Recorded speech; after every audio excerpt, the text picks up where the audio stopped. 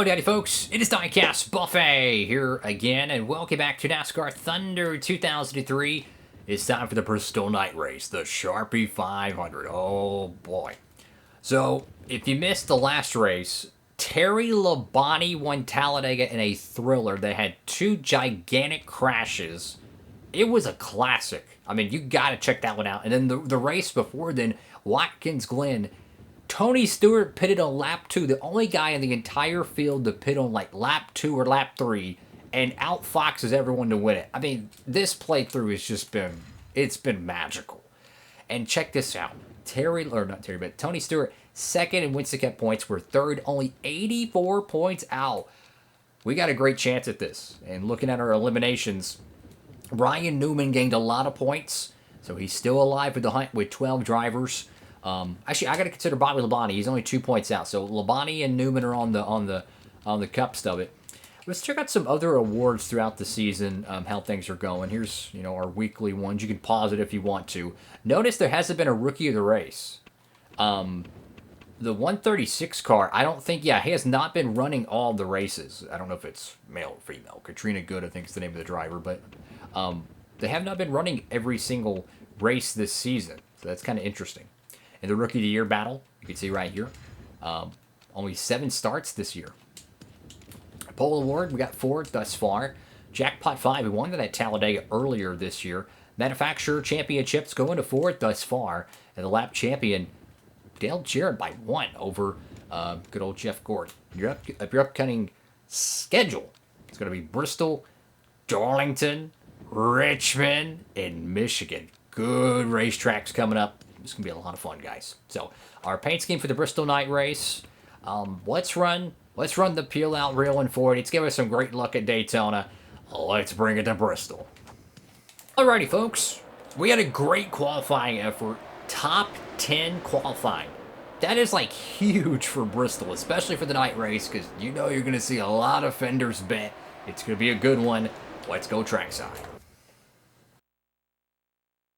It's nighttime here at Bristol Motor Speedway, and we're ready to go racing under the lights. It's the Sharpie 500, brought to you by EA Sports and MRN. This is one of the most exciting tracks in the NASCAR Winston Cup Series. So many cars, so little space. Wouldn't you agree? I think the old phrase, rubbing is racing, explains exactly what we're going to see in this one. Tight, fast racing with a lot of bumping and banging for position.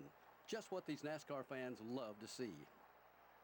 This is a much-needed break for Robbie Gordon. You're right, Joe, and what a welcome relief this must be. This team has been working hard all year, but it seems they can never catch a break in qualifying. This time, they're starting up front.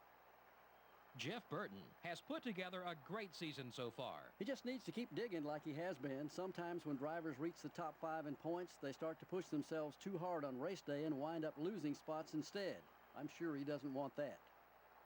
Troy Hayes really needs a good finish in this race. He's got a long way to go on the points list. Well, there's always going to be someone who has to fill in the bottom of the points list. Of course, none of these guys want to ever see their name there. Sometimes it's just not your season to shine.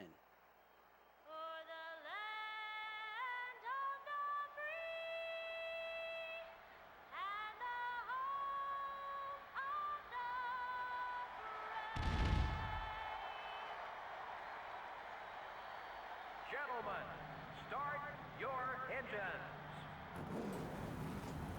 Alrighty, folks. Here we go, the Bristol night race. And if you would have told me that Kyle Petty and Darrell Wolfe will be on the front row for this race, I'd have said you're crazy. Oh, by the way, they're going to dump dirt on this track 20 years later. No, I'm kidding. Expect the unexpected, but what's probably going to happen here is these two front row starters they're going to slow down mightily. And Martin or Jeff Gordon are going to have a breakaway. So the point is that we're going to have to find a way to navigate these slower cars efficiently and maintain pace. Bristol, it will get crazy very fast. So you don't want to be on the opposite end of it. Prestigious event. I love the Bristol night race. Oh boy, here we go. 50 laps around this joint. It's going to get fun. Whoa, big wiggle there. Now, car, for whatever reason, qualified really well, which usually we don't do good at Bristol. I mean, we've won here, sure, but we're really of a hit or miss here at Bristol. Even on the Thunder 04 series, it's just one of those tracks that are just, you have to have everything go your way. If you pit at the wrong time, the yellow will screw you. If you qualify bad, you're going to be stuck behind everybody. You got to take care of your car. We already got a guy blown up. It's Kevin Harvick already out of the race. That's a shame for the 29 camp. Come on. Oh, no. Cars going up the racetrack. I'm just hoping that the tire wear will you know, kind of come into our wheelhouse here. They'll start slowing down. We'll be able to take advantage of it as Jeff Purvis racing aggressive in the top 10. And get a bunch of Pontiacs behind us. That's great. Benson and Purvis. Mark Martin is stuck behind the 63 car that I believe has led just about every lap thus far. So great run for that smaller team. We're hitting the fence here. We're definitely getting our money's worth out of the sheet metal. This could be a really interesting race, guys. I mean, if you look at the top 10, look at the drivers. Biffle, Robbie Gordon, Kyle Petty, Johnny Benson. I mean, there's some names up here that you wouldn't expect to be contending for such a prestigious event. But, I mean, hey, Terry Labonte won Talladega last week, so anything's possible. You know, we love Terry Labonte, but it's based off his 02 season. His 02 season wasn't great. He was, like, I mean, for Hendrick Motorsports, that was like an all-time low for the 5 car. They were not great.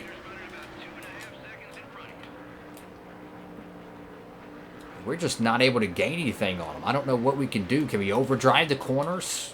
Do we wait for lap traffic? I don't know. I just feel like there's no way we can gain on them. Oh, no. Don't want to hit the fence. Oh, there's Rusty. Mr. Bristol. Oh, caution on the speedway. Already. No, Johnny's going to beat us to the line. He got us right there on the outside, too. Let's see what happened here. 46 car, Ashton Lewis. Oh, he's just going to lose it. Just backs it in the fence. All right. So, it's way too early to pit for tires. We're up in the front. And there's actually a nationwide banner. That's pretty cool. We just can't pit. Yeah, we just can't pit. If I was 40th or something, I would pit, take the fresh tires, and maybe take 2 on the you know, the whatever, or you need less fuel, X, Y, and Z. But nah, man, we got to stay out here. That was a pretty cool caution, though. Kind of you know, bunched everyone up back again and might give us a second chance. But now we got to run down this darn 10 car. I love Johnny Benson, but man, that dude was hounding our back bumper there.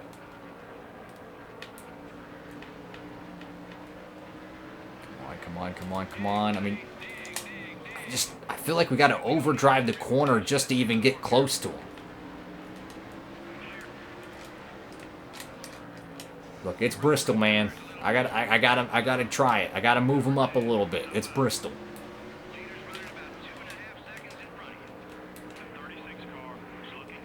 Tight. Oh, almost hit the wall. Dang it, man. I mean, you really got to get up on the wheel and just manhandle these cars here at Bristol. I mean, it doesn't matter how much you turn that analog stick, your car still doesn't want to steer.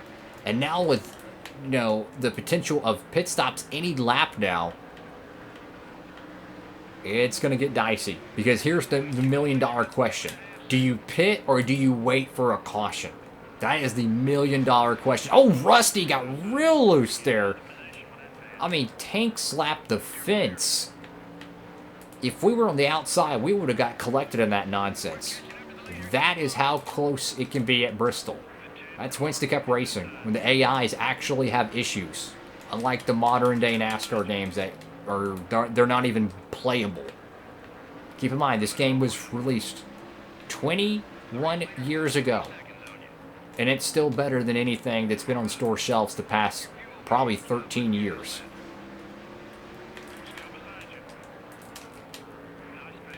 Come on, come on, come on, come on. Now we're up to 8th, but we have to make a quick decision on our pit strategy. Do we wait for, like, Mark Martin to pit?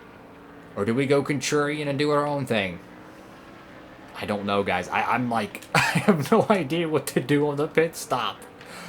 Because I've been burned on both sides of this fence. You pit early and the caution comes out, you're a lap down and you're screwed. Or you pit late. Oh, no, Benson. Gas pedal, dang it. He slowed down for the guys ahead of him, but we ran into him. I'm going to try to stay out a little bit longer. I'm just going to hope and pray for a caution and we don't have to pit under green. Please let there be a yellow. I don't want to be the yellow. Very low fuel. We're going to have to pit very quickly here, guys. And it has to be on the front straightaway, since there's 2 sides of pit road here. Ooh, contact between Marlin and Biffle. But he didn't appreciate that. We might have to pit this time. I'm going to go ahead and pit. Don't speed. And let's get our options set. Kyle Petty is the race leader. Ironically enough. Let's make sure we get our adjustments set, because we're going to need it. Alright, get that set. Because you have literally no time to do so. Like, you have less than 2 seconds. So that's why I'm glad they have that start feature.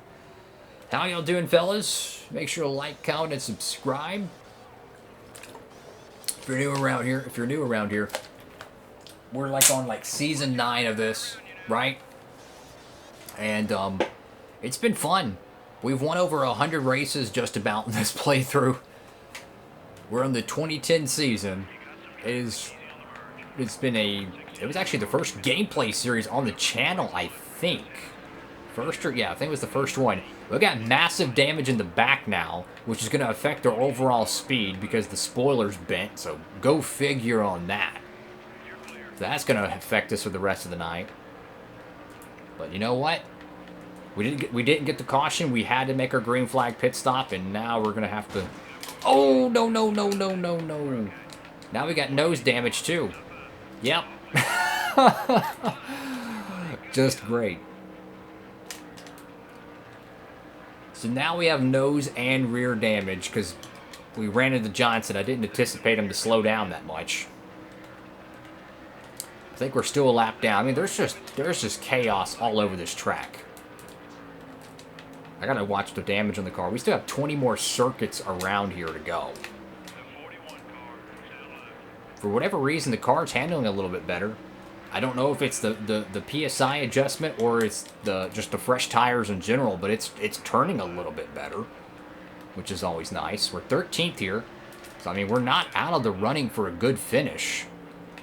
I mean we're 84 points out, I think, for the Winston Cup Championship, which is just a miracle considering entering the summer we were over like 300 out, or give or take. We got to start making some moves though. Don't want to dump anybody, but we got to start making some moves. We're at a disadvantage. We got aerodynamic issues. I know it's Bristol, but, I mean, downforce is downforce. We got another engine failure. It looks like to be one of the fantasy cars. He's going to get out of the way. No caution. Kyle Petty's helping us out here. He's holding up Junior and Jimmy. Come on, come on, come on, come on. Oh, boy. No, Junior. Dang it. I mean, Bristol is a track. If it's either you move them or they move you. I just hit Johnson again. Sorry, bud. I think Johnson's a lap down. Yeah. Either we're a lap down or Johnson's a lap down because we just passed 2 cars there. And yeah, Ashton Lewis should be a lap down because he was the caution. That's interesting. So yeah, we had all the right in the world to move Johnson then, because if you're a lap down and you're blocking me, and I'm not the race leader or something, or the last, the lucky dog or whatever, because there's no lucky dog in these years, then I have all the right in the world to move you, because then you're just in the way. So we're 10th place here. I'm a huge fan of statistics, so I like to be in that 10th place spot at least. But we have some great tracks coming up. Think about it. Darlington, really good there. Richmond, probably our best track. Oh, by the way, Michigan. We've won a lot of races at Michigan. There's some really good tracks coming up on the Winston Cup circuit. And you still have the Texas 500-mile event, the Texas Roval, the Fontana season finale, another Talladega race, another Watkins Glen race. There's some good racing left. Okay, we're 9th place right now. I think someone surrendered their lead or something. I don't even know who's out front. Let's get a closer look. It's Darrell Wolf in the 63. Could he pull off the upset? Oh no, we're about to hit the fence. Dude, I hope he wins. I'm sorry, Mark Martin, but I hope he wins. I want to see the upset. I want to see an upset winner. That would be so cool. Man, I'm trying to get around this 8 car, but our car is just, it is plowing tight. And that's where that damage comes in. You know, when you got that nose and rear damage, the car does not want to steer as much as it wants to. It's just, yeah, you can just see the apex. It's just, it's gone. This car's gone, guys. Either way, top 10 run would be great. We qualified 8th. Finishing 9th is not horrible. Especially at a track like this where you could really get screwed over by a caution and be a lap down and stuck in 25th. Been there before. So, in all reality, this is a very, very good case scenario. Be cool if we get a quick caution, though. Dale Jr. is not able to go anywhere, though. He's just kind of just stuck. Like, I feel like he's slowing down a little bit each lap.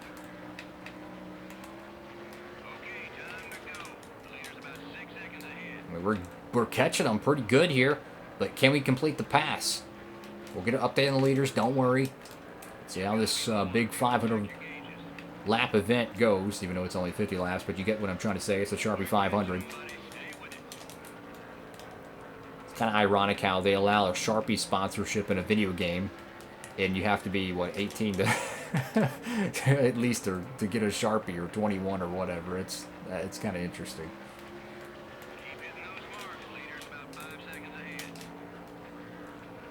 We got to move Dale to get this spot. He's been like Winston Cup points leader almost, you know, the whole summer. Sorry, Dale, but you're clearly slower than me. Not a popular move, but hey, I mean, you gotta do what you gotta do. I think this 31 car is for position, and if it is, we just bottomed out there badly. You heard that noise. That's what happens when your springs are so low.